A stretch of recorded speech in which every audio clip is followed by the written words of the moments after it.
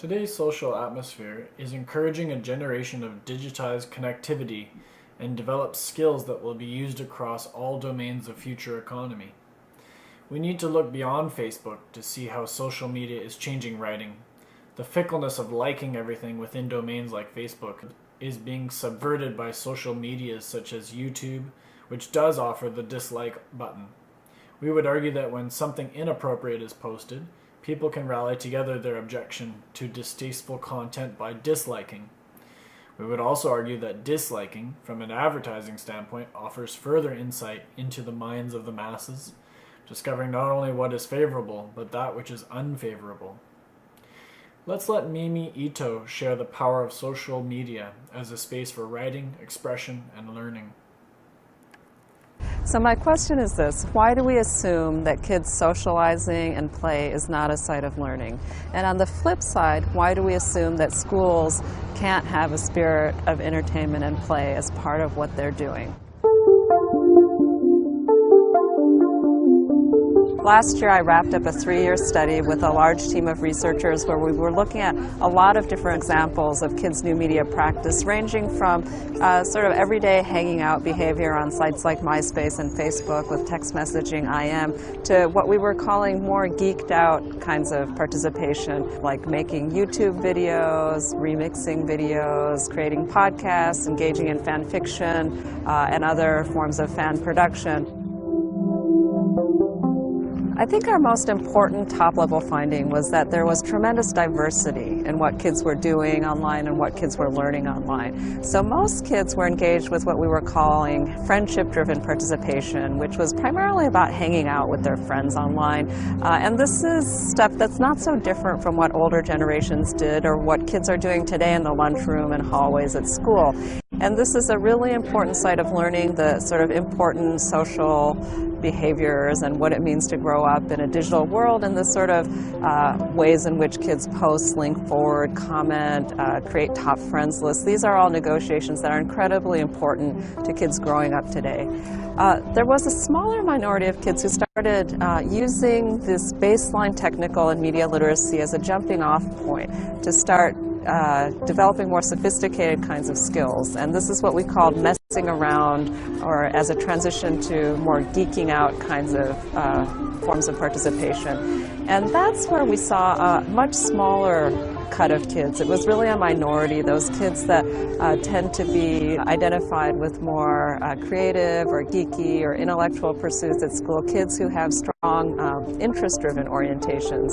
And these are the kids who are using the online world, using new media production tools, games, as environments to really develop specialized interests and very sophisticated forms of technical and media literacy.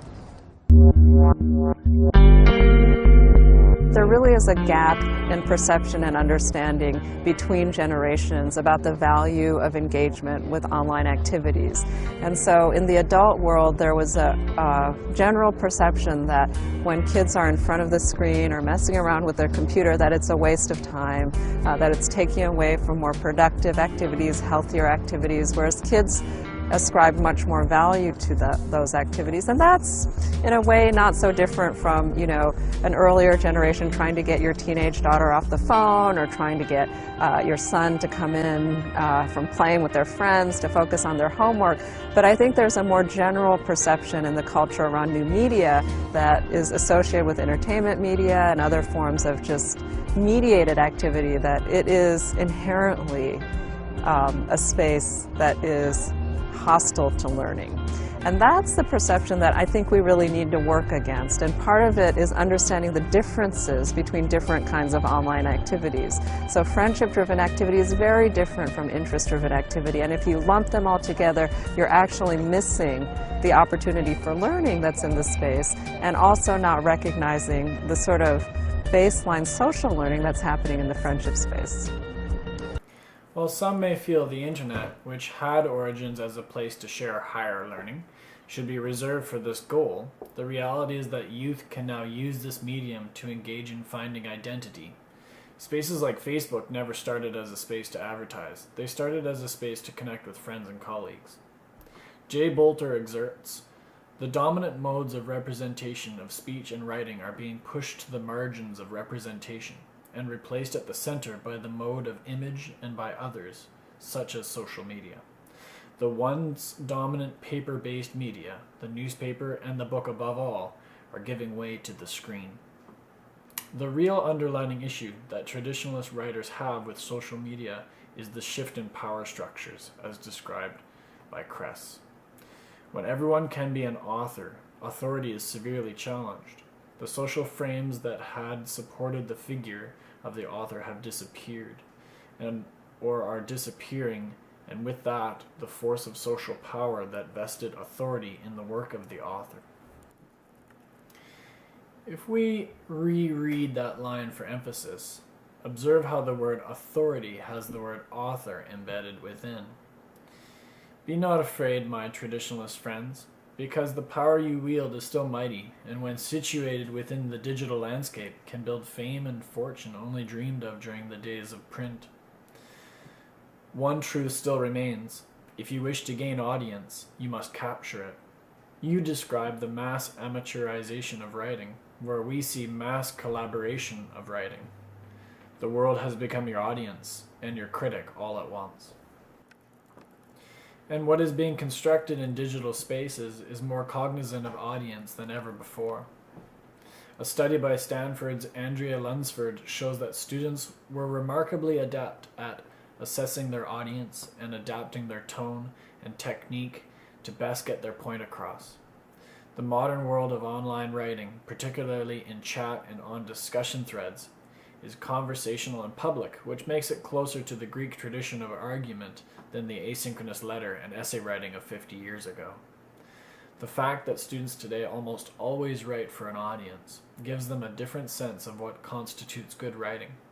In interviews, they define good prose as something that had an effect on the world.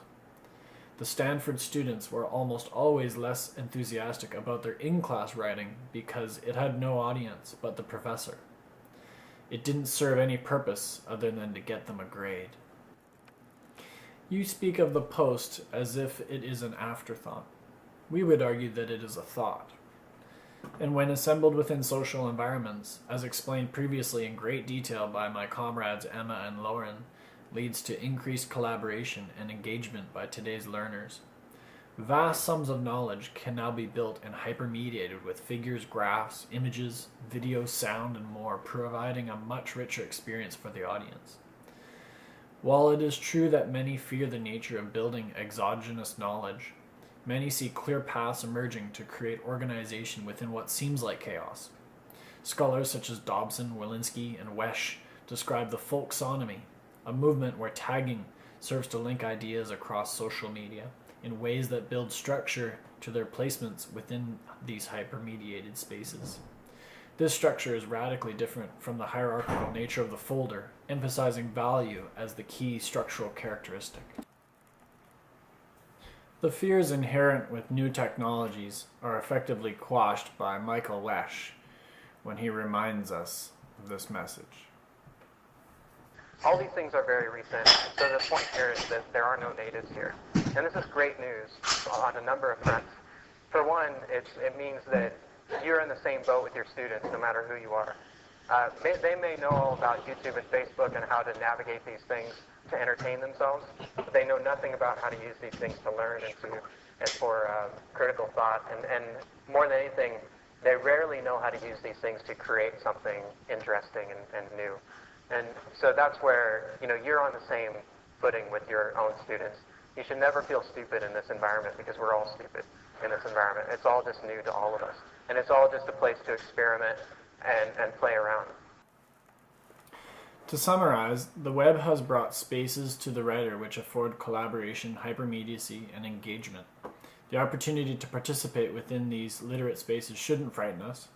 While mass corporations may buy into social media, it is only to try to exert influence. I would argue that as audience, we get the final say on whether advertising gets too pushy for our tastes. When advertising steps over the line and becomes obtrusive or obnoxious, users will flock to new spaces without the hassle of corporate interests. As writers and as educators, we need to step outside our zones of comfort and experience learning in new spaces together, while examining the affordances necessary when navigating these areas. As a last note, you do realize, Mr. Critical of Social Media, that in order to criticize the affordances of social media, you chose to collaborate within a Google document, a free online tool owned by a multi-billion-dollar corporation, captured yourself with a digital camera, used smart notebook software to capture video of your behaviors online, used YouTube to iPod Converter to capture YouTube Flash video as a workable medium in other software, used Audacity, freeware, to manipulate your voice, used Windows Media Player to edit film, uploaded your finished product first to YouTube, another social media giant, and then to the UBC blog space,